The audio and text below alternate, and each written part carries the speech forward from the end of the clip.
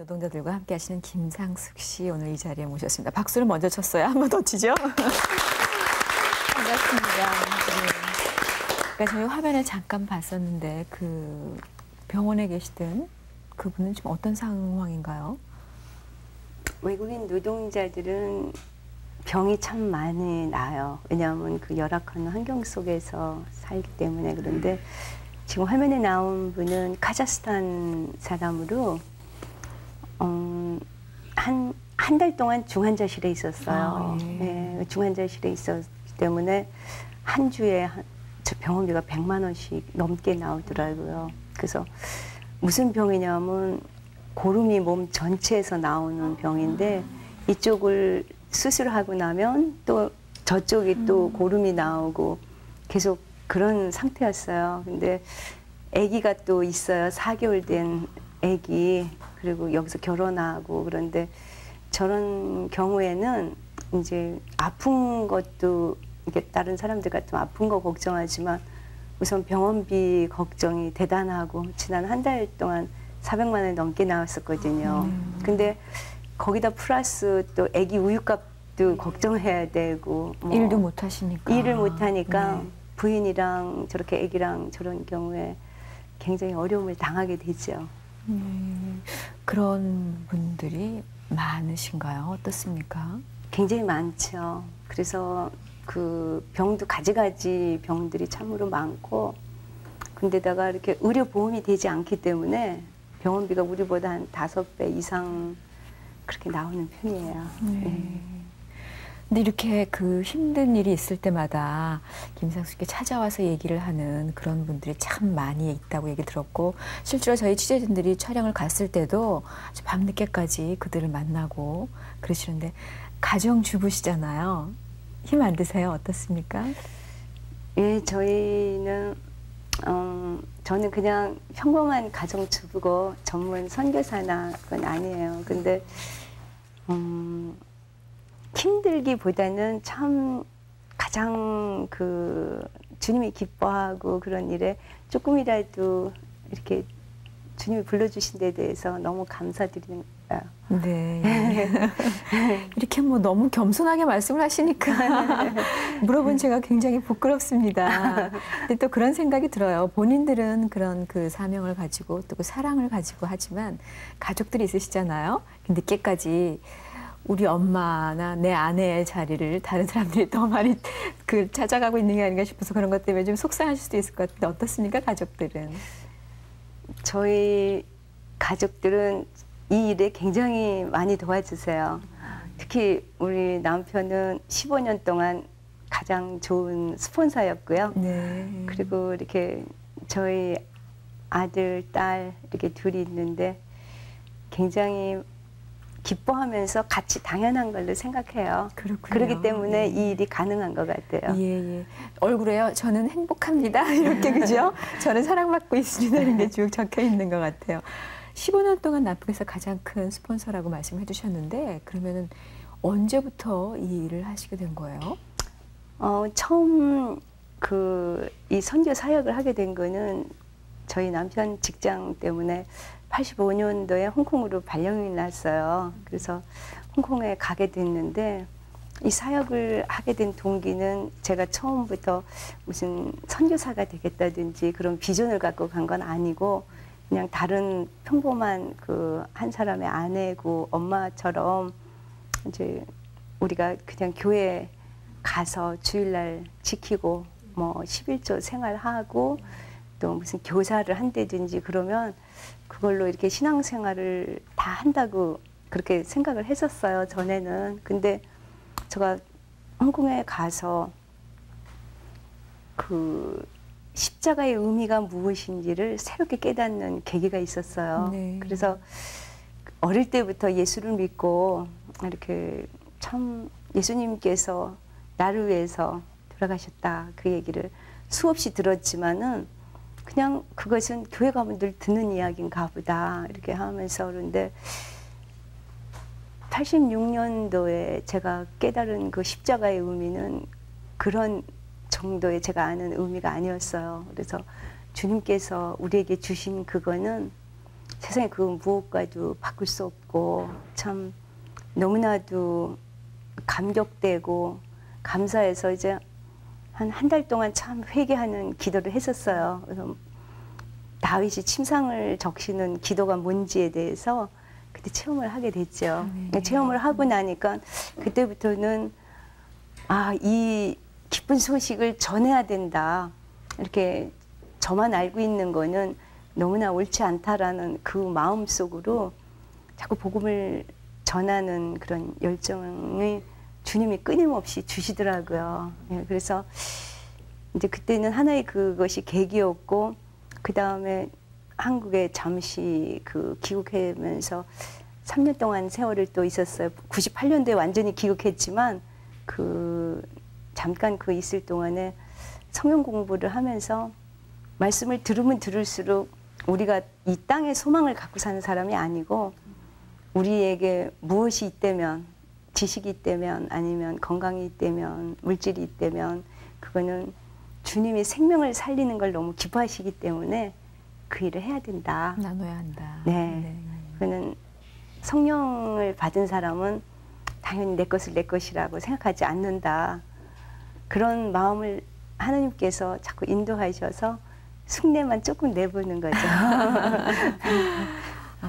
그 홍콩에 가서 십자가의 의미를 다시 깨닫게 되게 정말 한 달 내내 침상을 적시고 눈물을 흘리셨다고 하셨는데 어떤 특별한 사건이 있었습니까? 계기가 있으셨나요?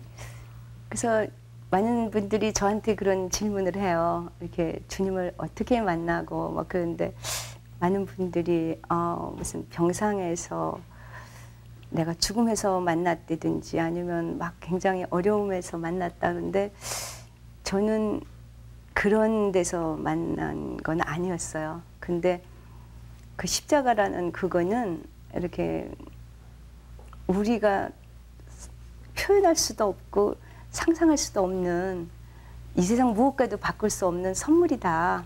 주님이 그 주신 그거라는 거를 자꾸만 이렇게 깨닫게 되면서 그 세상에 대한 욕심이나 세상에 대한 그 어떤 두림보다는 거기에 자꾸 포커스를 맞추게 되게 되더라고요. 네. 그러면 그곳에서도 이 많은 사람들에게 좀 선교 아까 알리고 싶어서 가만히 있을 수가 없었다 그러셨거든요. 그런 일들을 하셨었습니까? 홍콩에서도? 홍콩에서 제가 처음으로 그 십자가의 그 충만한 사랑을 깨닫고 나서는 홍콩에는 그 지금 우리나라의 그 외국인 노동자와 같은 위치에 있는 사람들이 필리핀 가정부들이에요. 근데 필리핀 가정부인데 불법 체류자는 아닌데 가장 좀 천시를 받는 그런 그 계층이죠. 근데 제가 처음에 그 스퀘어 파크라는 데서 일주일에 한 번씩 그분들이 모여가지고 있을 때 그 사람들이 하는 걸 가만히 보면서 제가 생각할 때 아, 주님이 홍콩에 오신다면 저기를 제일 먼저 찾아가지 않을까. 그래서 제일 먼저 시작한 사역이 그런 소외계층을 하다 보니까 오늘날까지 그 일의 연장이 됐어요. 네. 그래서 거기서 필리핀 그 사람들을 복음을 전하고 우리 집을 이제 그 사람들에게 오픈을 했어요. 그렇게 하고 또 저희 남편이 직장이 말레이시아로 또 갔을 때는 인도네시안 사람들이 건축 현장에 그 이렇게 많이 나와 있어요. 그래서 그 사람들을 대상으로 하다 보니까 여기 와서 외국인 노동자는 그냥 제가 잘 알던 사람들의 연장으로 네 그렇게 보여지더라고요. 네, 예. 그냥 그들에게 다가가서 얘기를 하고 복음을 전하고 이런 정도는 쉽게 생각들을 하고 당연히 해야 된다고 생각하고 할 수 있을 것 같습니다. 하지만 그 생각하는 것 정도를 넘어서서 내 집을 개방하고 문을 열어서 그들을 맞아들인다는 거는 그건 좀 더 깊이 들어가는 거라는 생각이 들거든요. 그럼 그때부터 자녀들도 똑같이 다 아, 우리 집에 이렇게 오는 거라고 생각을 하게 됐나요? 저희 집에서는 그 저희가 홍콩에 살을 때는 게스트룸이 항상 있었어요. 그래서 1년에 반 이상은 손님들하고 참 여러 나라 사람들도 같이 묵고 누구든지 할 수 있는 그런데 심지어는 어떤 때는 너무 많이 왔을 때는 저희 방 모두 내주고 방 하나에서 온 가족이 같이 지내고 그런데 그게 이렇게 무슨 대단한 일이나 특별한 일이 아니고 저희 가족은 그냥 당연히 이렇게 하는가 보다. 그냥 그렇게 지냈어요. 네. 그때부터 시작된 선교. 네. 외국인 이상해요. 외국에 가셔서도 외국인 그곳에서 또 외국인 분들을 만나셨어요, 그죠? 네. 근데 말레이시아에 가셔서도 그러셨습니까? 거기서 또 다른 외국인들이었습니까? 거기서도? 그러니까 말레이시아에서 가장 그 어려운 사람들은 그 인도네시안 노동자들은 그 이제 불법 체류자들이에요. 그들이 불법 체류자들이고 그런데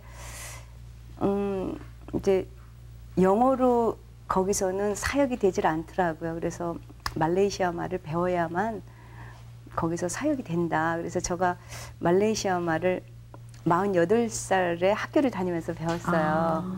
근데 그 말레이어가 인도네시아 말하고 똑같아요.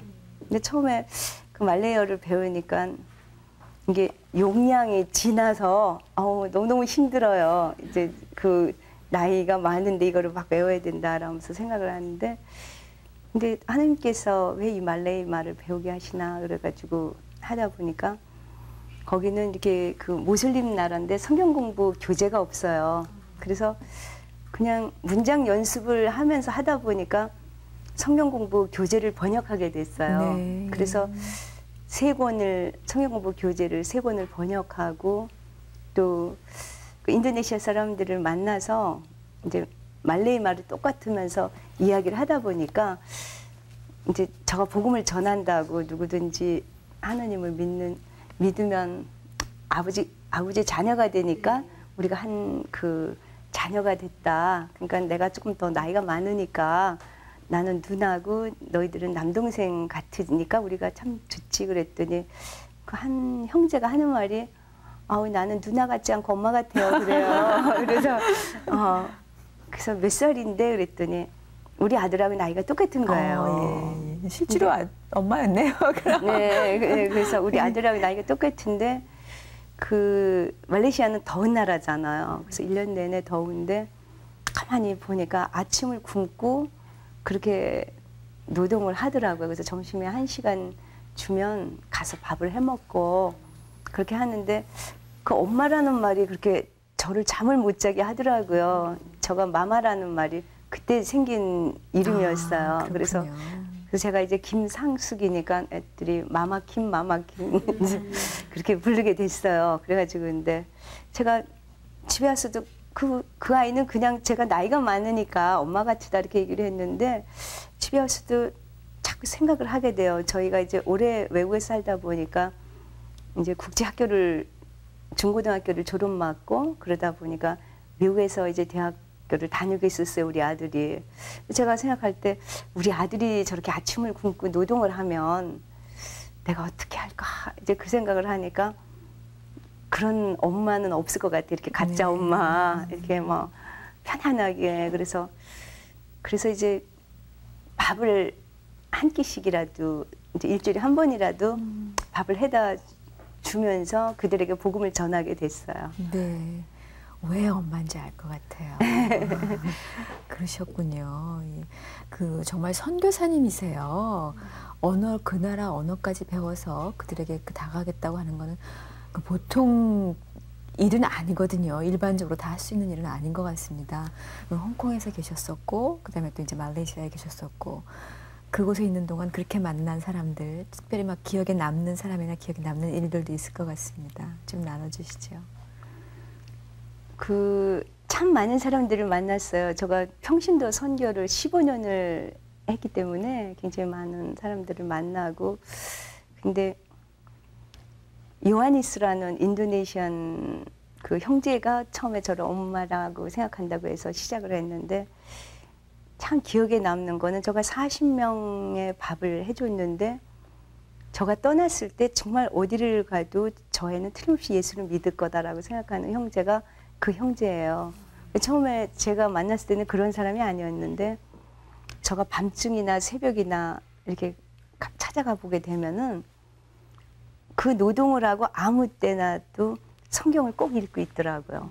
그래서 제가 그 다음에는 암송을 시켜봤어요. 그래서 어느 날은 너 로마서 8장 다 외워봐라. 그러면 그 다음에는 대학생보다 더 잘 외워요. 막 줄줄줄줄줄줄 외워요. 그래서 재밌어서 로마서 8장만 외우지 말고 뭐 예를 들면 빌립보서 다 외워봐라. 그럼 그걸 또 다 외워요. 그러니까 뭐 야고보서 다 외워 다음에는 그럼 또 다 외워요. 그러면서 하는 말이 어느 날인가 이 성경은 자기의 인생의 나침판이 됐다 그러더라고. 근데 이렇게 사람들은 뭐 아까도 그 우리 카자흐스탄 형제가 뭐 병원비가 400만 원이 들었다 그러면 400만 원을 내준다 그러면 그걸 더 감동받아요. 근데 사실은 그거는 그렇게 감동받을 일은 아니라고 생각해요. 왜냐하면 사람은 영과 육이 살아야 되는데 육만 살려놓고 나서 영을 안 살려면 그 사람은 언젠가 또 그 하는데 그 복음을 전하면서 그 사람이 새로운 피조물이 될 때 그것처럼 이렇게 감동 깊은 일은 없는 것 같아요. 진정한 생명을 살리는 일이지 그렇죠. 않습니까? 예, 예. 예, 예. 그렇게 해서 그들에게 정말 그 밥을 아까 말씀해 40명의 밥을 해주셨다고 했는데 밥을 주는 거 아주 중요한 큰 일을 하셨지만은 정말 더 큰 일은 그들에게 생명을 전해주는 일을 하셨습니다. 그런 형제들 기억이 나고 또 어떤 기억나는 사람 또 있어요? 제가 또 한 분 기억이 나는 게 아니라 요즘 보면서 기쁨을 느끼는 한 형제분이 있어요. 이분은 한국 분인데 그 서대문 시립병원에서 그 무위탁 결핵 환자셨어요. 그러니까 참 우리나라 사람들이 서대문 시립병원에 가면 그렇게 수백 명의 결핵 환자들이 참 노숙자였다가 그렇게 오고 그러는데 거의 다가 가족이 없기 때문에 그 병원에서 한 1년 정도 있다가 이제 그렇게 해서 나가고 그러면은 거기서 신앙생활을 하다가도 다시 길거리 나가면은 반드시 술 주정뱅이가 되든지 그렇게 해가지고 다시 그 병원에 들어서 들락달락거리다 결국은 죽는 그런 일이 반복이 되더라고요. 근데 거기 한 분은 1월 달에 퇴원을 했어요. 그러니까 1월 달에 길에서 보름을 잔 거예요. 그러니까는 참 건강한 모습으로 참 신앙생활 잘하고 그렇게 해서 퇴원을 했는데 이분이 나중에 막 술 주정뱅이가 돼가지고 그래가지고 갈 데가 없으니까 부여 요양병원으로 또 실려갔어요. 근데 그러니까 굉장히 이렇게 자신이 막 울분이 느껴지는 거예요. 자기 자신에 대해서. 그러니까는 간호사를 막 이렇게 때리고 그래가지고 쫓겨났어요. 갈 데가 없는 거예요. 갈 데가 없는데 이렇게 보호자 전화번호를 대라 그러니까 제 전화번호를 댔어요. 그래서 길에서 쫓겨나게 생겼는데 제가 가만히 생각하니까 이 사람이 길에서 또 쫓겨나면 또 그냥 그 술 주정뱅이가 돼가지고 그럴 것 같더라고요. 그래서 묵동 그 태릉 있는 데서 전화가 와서 이제 찾아가지고 막 갔어요. 가가지고 거기 복지과 직원하고 하루 종일 방을 얻으러 다녔어요. 그래서 그 방을 얻어서 그분한테 새로 이제 살도록 그렇게 권하면은 이렇게 그 다음에 그 사람이 새롭게 살면 얼마나 우리가 기쁘고 그런 일을 참 하기가 쉽겠어요. 근데 그 다음날 새벽에 3시에 전화가 왔어요. 저희 집에. 근데 어느 병원에서 119가 그 술에 만취한 사람을 또 싣고 갔다고 그리고 전화가 왔더라고요. 그래서 저런 사람은 방을 얻어줘도 결국은 저럴 텐데 우리 식구들이 다 깜짝 놀래가지고 아니 밤 새벽 3시에 이게 누구야? 그래서 할머니 할아버지 누가 돌아가셨나? 그런데 그분이 그렇게 쓰러지셨더라고요. 쓰러졌는데 참 기가 막히더라고. 어떻게 참 한 사람이 새로 출발하는 게 저렇게 어려울까? 그래가지고 그 다음에 제가 막 기도만 했어요. 이분을 위해서.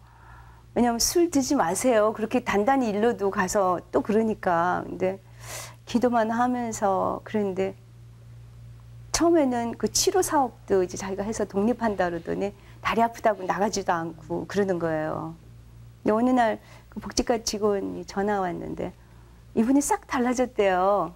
근데 깔끔한 모습으로 술을 끊고 새로 이렇게 출발을 하는 거예요. 네. 근데 이분이 어느 정도 달라졌냐면 얼마 전에는 이렇게 한 2달 놀다가 100만 원짜리 직장이 생기고 60만 원짜리 직장이 생겼어요. 근데 100만 원짜리 직장을 가면 주의를 못 지키고 한 달에 한 번만 놀고 또 60만 원짜리를 가면 이제 매주 놀 수가 있는 거예요. 네. 근데 보통 사람들이 생각할 때는 아 그러면 60만 원짜리 가구 주위를 나오지 이렇게 남의 이름 말하기 쉽지만 그게 쉬운 일이 아니잖아요. 근데 이분이 60만 원짜리를 갔어요. 가면서 거기 매주 감사원금을 2시간이 걸려서 여기 일산까지 와서 하시면서 저한테 8만 원을 주는 거예요. 근데 그 돈이 얼마나 거액이에요. 그러면서 외국인들 그 환자들도 많고 그러는데 이거 보태 쓰세요. 그러면서 저를 8만 원을 줄 때 우셨을 것 같아. 너무나 그 정말 참 기쁨을 주고 예, 예. 그것이 진정한 그 복음의 능력이다. 그렇게 생각을 합니다. 네, 네. 그래요. 하실 수 있는 모든 것들을 다 하셨거든요. 네. 인간적으로 할 수 있는 거 다 하셨고 그랬는데 사실 뭐 알코올 중독자 그 정도면은 그렇게도 쉽게 얘기합니다. 저 사람은 안 돼. 이제 끝났어라고 얘기를 하는데 임장수께서 끊임없이 기도를 하셨고 하나님께서 만지기 시작하니까 전혀 다른 모습으로 와서 지금 커다란 기쁨이 되어주시기도 하고 또 동역자의 역할을 같이 네. 하시는 거잖아요. 온갖 그 잡일을 다 해주세요. 그래서 외국인들이 이제 예배드리고 막 어질러 놓고 뭐 그런 거 다 치워주시고 뭐 그러고서는 그거를 너무나 이렇게 내가 뭘 했다라는 건 전혀 없고 당연히 해야 될 일이다라는 식으로 그렇게 하고 계세요. 아, 그렇군요. 네. 그런 분들도 함께 계시니까 참 반갑고 마음 든든합니다. 네. 그러면 지금 그 일산 네. 외국인 노동자들은 어떻게 그쪽에 가시게 되셨나요? 저희 그 선교회 이름은 홀리 네이션스 선교회라고 해요. 그런데 원래는 제가 98년도에 귀국을 해가지고 남동공단에서 이 사역을 같이 했어요. 그래서 저희 집 근처에는 외국인이 있다라는 생각을 전혀 안 했죠. 근데 어느 날 호수공원에서 보니까 대거 외국인들이 오더라고요.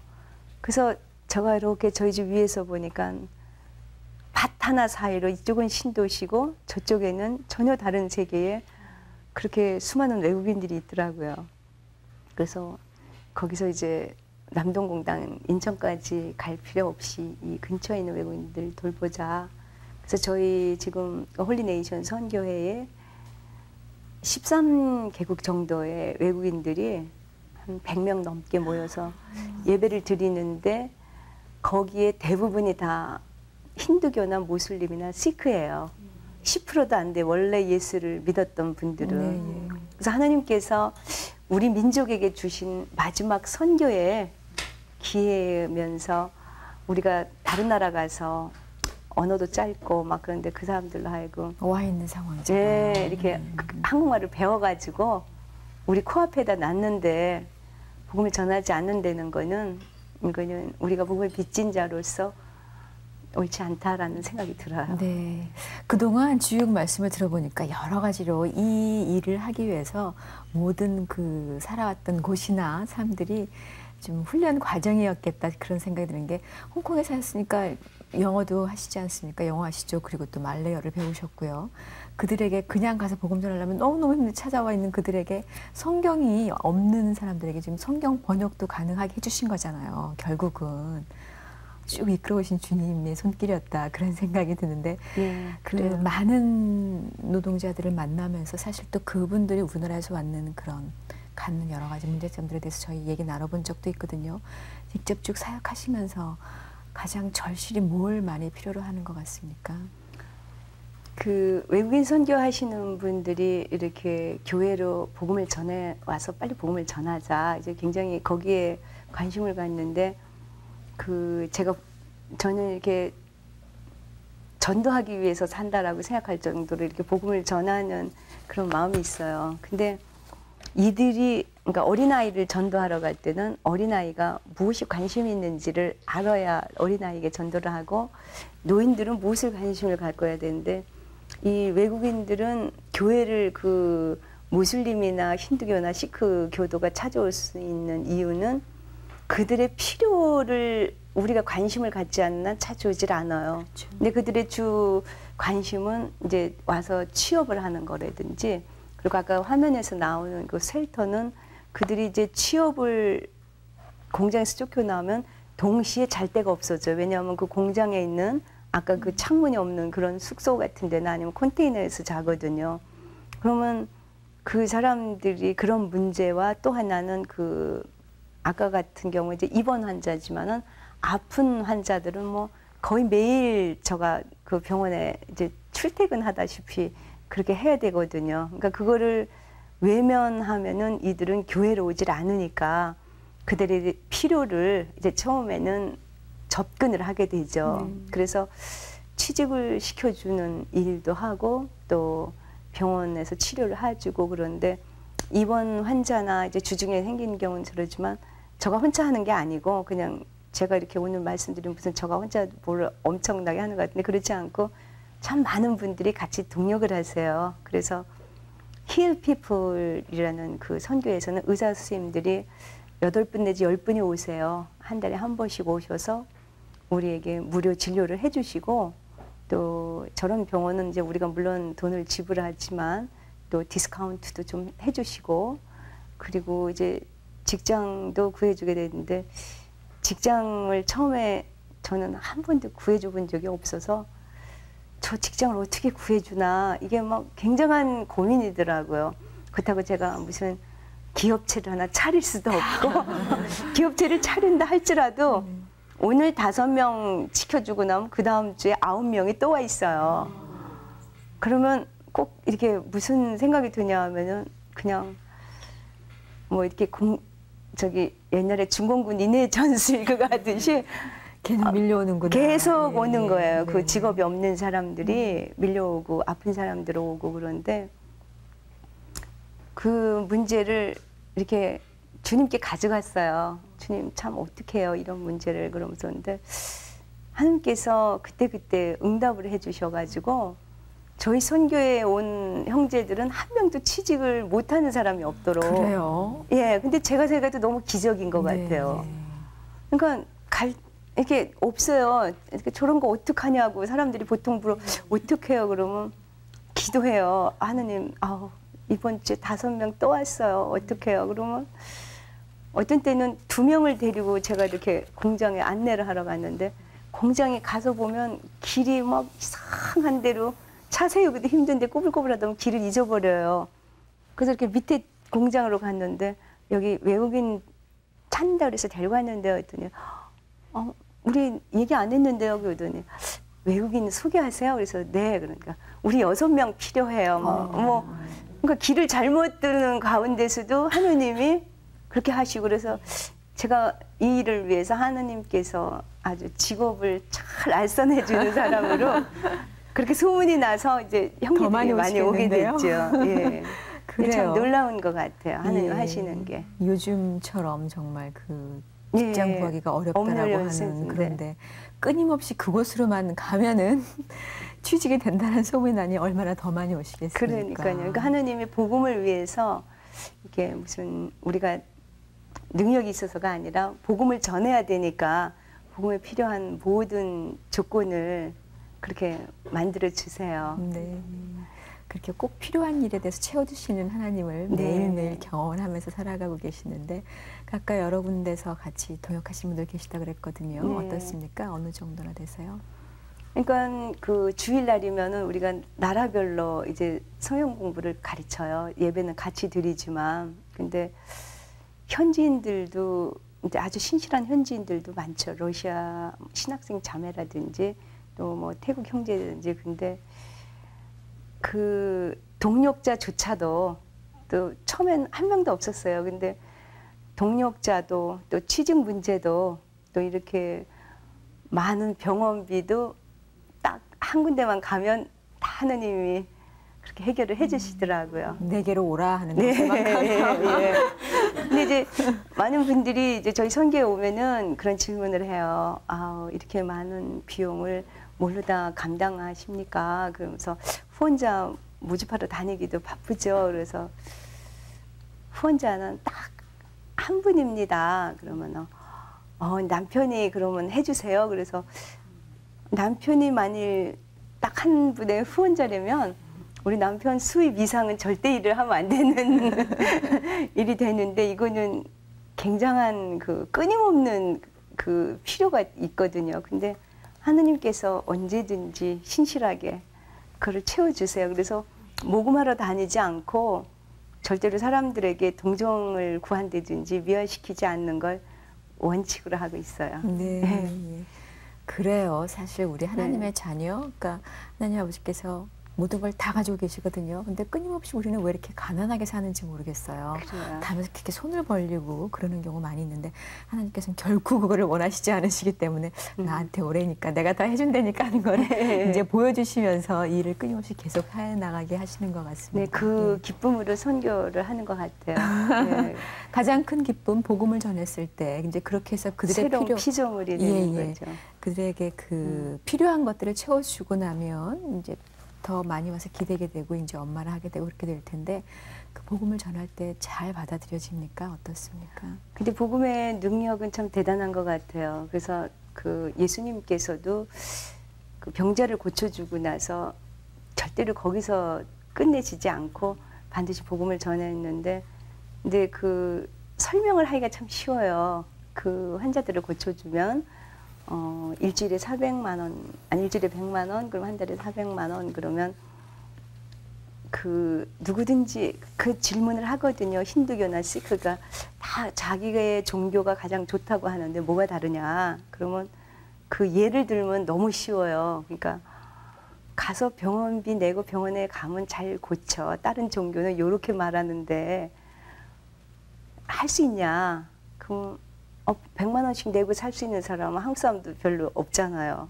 근데 바로 그러기 때문에 예수님께서 대신 내주신 거다. 너희들의 죗값을, 그 죗값이 그 100만 원보다 더 비싼 건데, 이런 식으로 복음을 전하면서 그러면 처음에는 그래요. 이렇게 힌두교나 이런 사람들은 기도를 매일 한대요. 그래서 어떻게 기도하냐면 한 번은 힌두교가, 한 번은 크리스천가 두 군데 기도를 한다 그래요.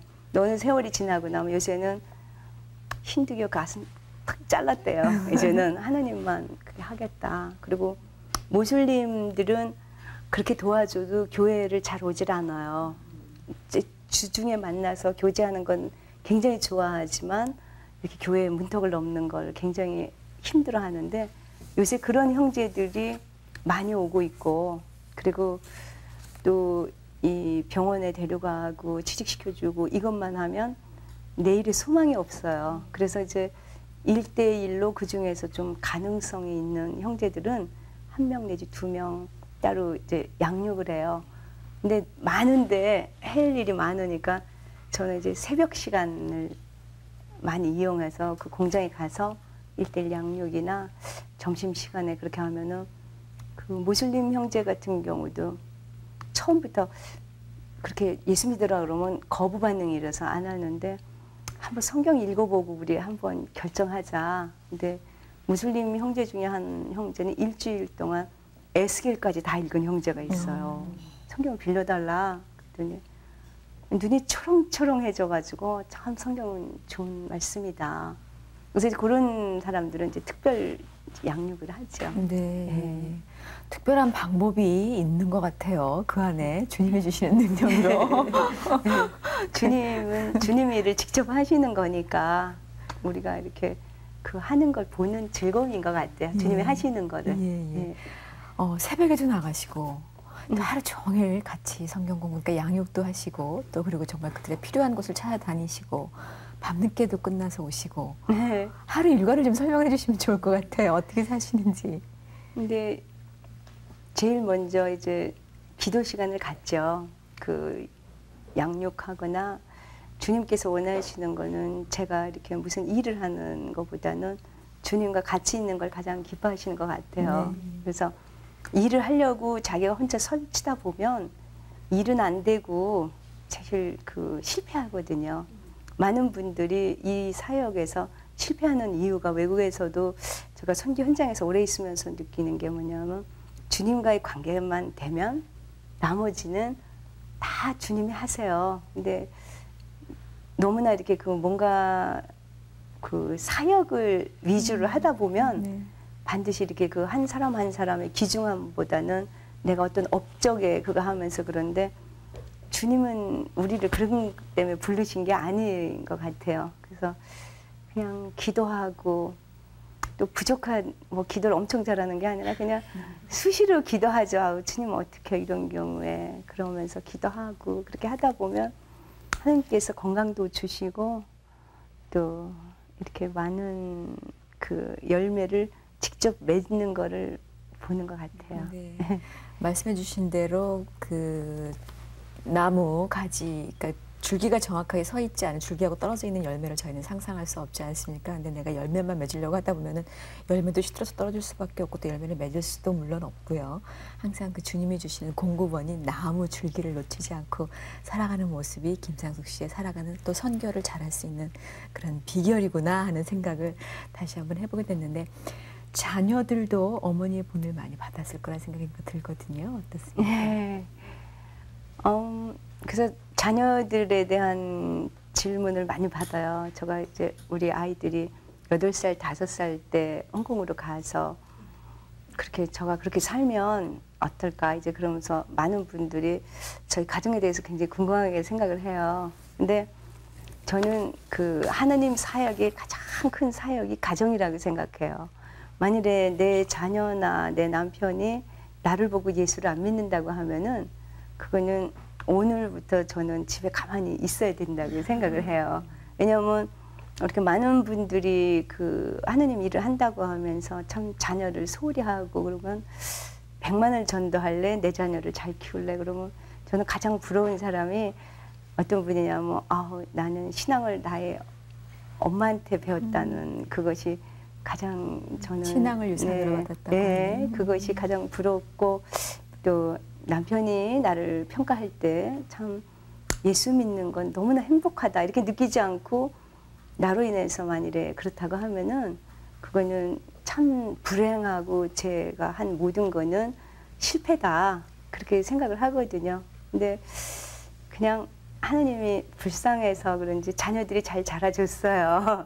자녀들이 잘 자라줘서 특히 이제 아들 하나 딸 하나 그래요. 근데 우리 아들은 26살이고 딸은 23살이에요. 3살인데 우리 딸은 이렇게 제가 생각하는 것이나 구하는 것보다 더 넘치게 하나님이 아름답게 키워주신 것 같아요. 그래서 따님 같이 오셨죠? 같이 왔는데 화면에 나오는 얼굴입니다. 너무 예뻐요. 참 작년 여름방학에도 우리 딸이 여기 와서 아르바이트를 했어요. 이제 미국에서 공부를 하게 됐어요. 인터내셔널 스쿨을 나왔으니까. 근데 아르바이트를 해서 저한테 40만 원을 줬어요.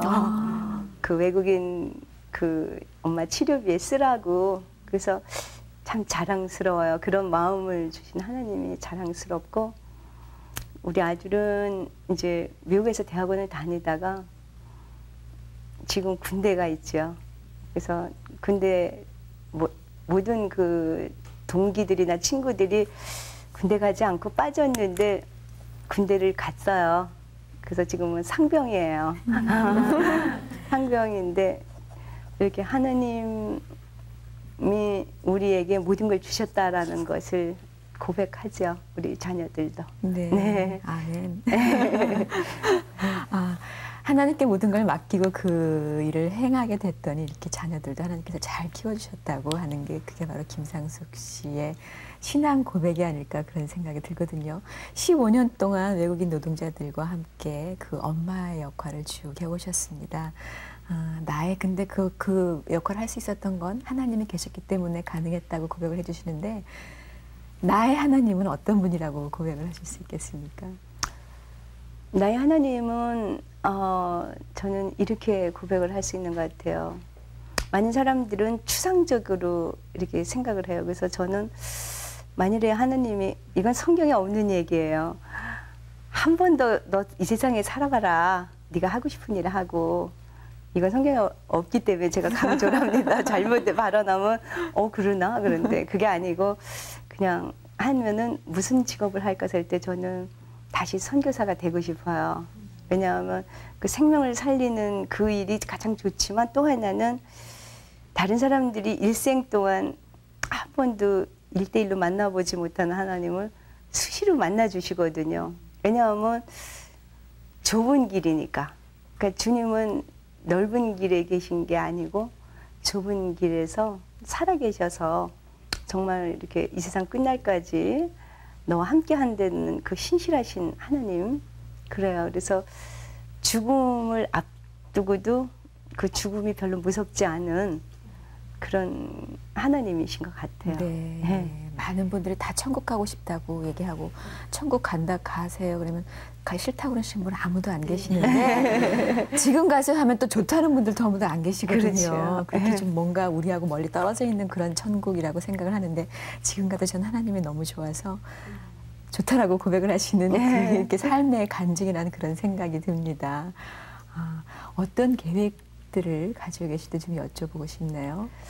예, 저희는 지금 저희 계획은 이제 이 외국인 선교회에서 한 나라만 하는데도 꽤 많아요. 그럼 뭐 인도네시안 선교회 또 뭐 몽고 사람 뭐 그런데 저는 이렇게 그렇게 하면 그게 훨씬 효율적이고 또 일이 좀 쉬울 것 같아요. 같은 동질성이 있으니까. 근데 근처에 외국인이 많이 있는데 제가 인도 사람만 하자 그러면서 그들을 또 딴 데 전해줄 데가 없더라고요. 여기는 네. 너희는 아프리카 해, 그럼 우리는 인도 해, 뭐 이렇게 옆에 이렇게 했으면 좋은데. 13개 나라. 예. 근데 이게 옆에서 또 복을 못 듣는 사람들이 있으니까 그래서 하다 보니까 이렇게 열방을 품게 됐는데 앞으로 계획은 그 현지인 신실한 많은 사람들을 채용해서 지금도 이제 그렇게 해나가고 있는데 그들로 하여금 자기의 그 사역이 되도록 저는 밀어주고 저는 그들이 일을 할 수 있도록 뒤에서 이렇게 모든 걸 후원해주는 그래서 거룩한 나라들이 많이 세워지는 것이 꿈이기 때문에 홀리 네이션 선교회가 됐어요. 그래서 그렇군요. 네네. 예. 각 나라마다 이렇게 그들을 세울 수 있는 현지인들, 지도자들이 좀 다 있어서 이렇게 잘 융합이 됐습니다. 네, 얼마나 그 한 사람의 그 헌신된 분이 엄청난 열매를 맺냐면 저희 러시아 자매 올가라는 자매는 지금 서울 신대원 학생이에요. 서울 신대원 학생인데 자기네 나라 말을 하는 그 형제들을 너무나 사랑하면서 외국 사람이 보통 그러기 쉽지 않은데 금요일이면 철야를 꼭 해요. 그리고 새벽 기도를 꼭 나가고.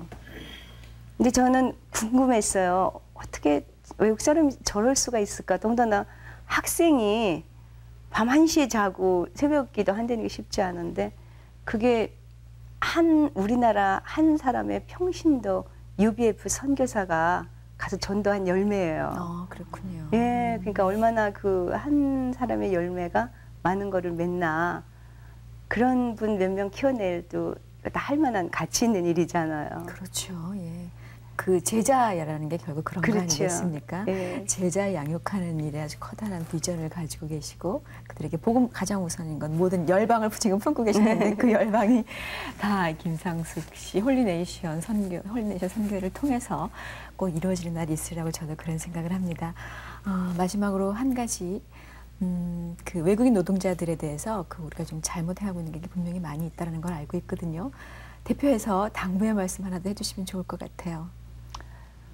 그 외국인들을 대하는 우리의 그 마음이 이렇게 너희가 애굽에 나그네 되었던 걸 기억하라. 근데 그들을 너무나도 이렇게 우리보다 좀 하급 동물 정도로 생각하는 그런 자세에서 정말 주님이 우리에게 보내준 그 귀중한 하느님의 자녀라는 마음으로 그들을 보고 동정하기보다는 같은 동등한 인격체로 그러면서 그들을 한 사람의 주님의 종으로 키울 수 있는 그런 마음으로 우리 모두가 기도한다면은 하나님은 엄청나게 우리 민족을 기뻐하실 걸로 생각해요. 네, 한 형제라는 사실만을 기억하시고 동정하지 마시라는 그런 부탁을 해주셨어요. 동정은 사랑이 아니거든요. 사랑은 동등한 관계에 있을 때만 사랑이 형성되는 건데 김상숙 선교사님이신데 계속 제가 김상숙 씨라고 합니다. 네. 선교사님 한 분을 통해서 얼마나 많은 사람들이 그 주님의 복음을 받아들이고 있는지 오늘 이 시간 통해서 저희가 다시 한번 느낄 수가 있었습니다. 사랑의 빚진 자라고 그런 표현을 해주셨어요. 사랑의 빚진 자가 오지 어떻게 뭐 김상숙 선생님 한 분이겠습니까? 그죠? 선교사님 한 분이 아닐 것 같이 우리 모두 사랑의 빚진 자인데 우리가 어떻게 살아가야 되는지도 다시 한번 생각을 해보는 시간이었습니다. 굉장히 바쁘세요. 근데 저에게 또 나와서 시간 내주셔서 정말 감사합니다. 감사의 박수. 감사합니다. 고맙습니다.